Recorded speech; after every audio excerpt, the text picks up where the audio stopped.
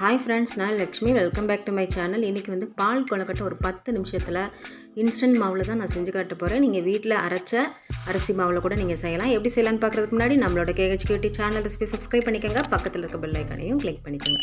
இதுக்கு நான் 1 கப் அளவு அரிசி மாவு எடுத்திருக்கேன். அதில் வந்து 1/4 டீஸ்பூன் அளவுக்கு உப்பு சேர்த்துக்கோங்க.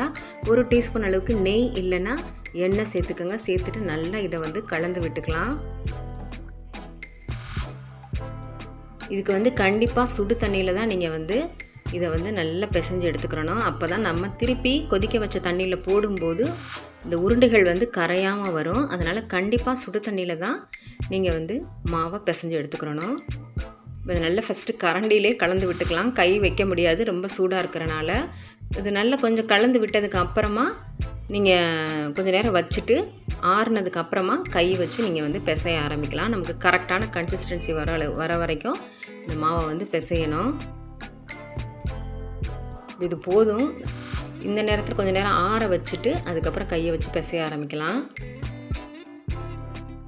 நமக்கு கரெக்டான கன்சிஸ்டன்சி வர வரைக்கும் நல்லா அப்படியே பிசைஞ்சு கொடுத்துக்கோங்க. இப்போ இந்த பதம் சரியாக இருக்கும் நமக்கு. இப்போ கையில் லேசாக கொஞ்சம் போல் நெய் தடவிட்டு உருண்டைகளை வந்து பிடிக்க ஆரம்பிக்கலாம். இது நீள வாக்கில் கூட நீங்கள் உருட்டி போட்டுக்கலாம். நான் வந்து இன்றைக்கி பால் ஷேப் மட்டும்தான் உருட்டி காட்ட போகிறேன்.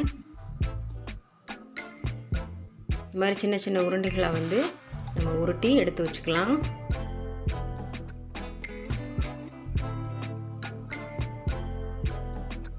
இப்போ இதில் வந்து தண்ணியில் கொதிக்க விட்டுருங்க. ஒரு 2.5 கப் அளவுக்கு தண்ணி சேர்த்துட்டு நல்லா கொதிக்க விட்டுட்டு நம்ம திரட்டி வச்ச பால்ஸ் எல்லாத்தையுமே இதில் வந்து சேர்த்துடலாம்.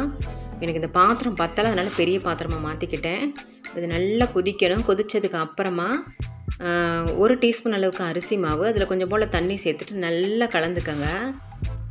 ஒரு 1/4 கப் அளவு தண்ணி கூட சேர்த்துக்கலாம். நல்லா கலந்துட்டு அந்த கொதிக்கிற கொழுக்கட்டை இருக்கு இல்லையா, அந்த பால்ஸ் மேலே நம்ம இதை ஊற்றிட போகிறோம். நமக்கு வந்து அப்போ தான் கொஞ்சம் திக் கன்சிஸ்டன்சி கிடைக்கும். அதுக்காக இது மேலே ஊற்றிடலாம்.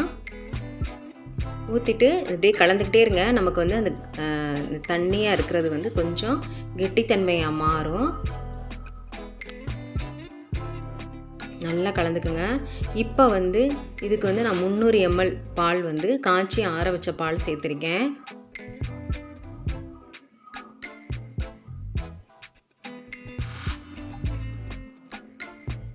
ஒரு கப் அளவுக்கு சர்க்கரை கரெக்டாக இருக்கும். இதுவே தித்திப்பாக தான் இருக்கும். அதனால் 1 கப். இதை விட கம்மியாக நீங்கள் இனிப்பு சாப்பிடுவீங்கன்னா 3/4 கப் அளவு கூட நீங்கள் சேர்த்துக்கலாம். இப்போ இதெல்லாம் கலந்து நல்லா கொதிக்கணும். ஒரு 1/2 டீஸ்பூன் அளவுக்கு ஏலக்காய் தூள் சேர்த்துக்கோங்க. நல்லா இது பால்லையும் தண்ணிலையும் வேகிறனால அந்த கொழுக்கட்டையே பார்த்தீங்கன்னா நல்லா சாஃப்டாக இருக்கும், ஹார்டாக இருக்காது. கொஞ்சம் போல் சாஃப்ரான் இருந்தால் சேர்த்துக்கோங்க. நல்லா அரோமா சூப்பராக இருக்கும். இது ஒரு 2 நிமிஷம் நல்லா கொதிக்கணும். இந்த நேரத்தில் நல்லா ஒரு 2 நிமிஷம் கொதிக்க விட்டுட்டு சாஃப்ரான் சேர்த்ததுக்கப்புறமா 1 கப் அளவுக்கு திக்கு ஃபஸ்ட்டு பால்னு சொல்லுவோம் இல்லையா, தேங்காய் பால், அதை வந்து எடுத்து ஊற்றிட்டு ஜஸ்ட்டு ஒரு கொதி வந்தவொடனே அடுப்பை ஆஃப் பண்ணிடுங்க. தேங்காய் பால் சேர்த்துட்டு ரொம்ப நேரம் கொதிக்க விடக்கூடாது. இப்போ இதை ஒரு பவுலுக்கு ட்ரான்ஸ்ஃபர் பண்ணிடலாம். ரொம்ப சுவையாக இருந்துச்சு. நீங்களும் ட்ரை பண்ணி பார்த்துட்டு எப்படி இருந்துச்சுன்னு கமெண்ட் செக்ஷனில் சொல்லுங்கள் ஃப்ரெண்ட்ஸ். லைக் பட்டனை ப்ரெஸ் பண்ண மறந்துடாதீங்க. தேங்க்யூ ஃபார் வாட்சிங் ஃப்ரெண்ட்ஸ்.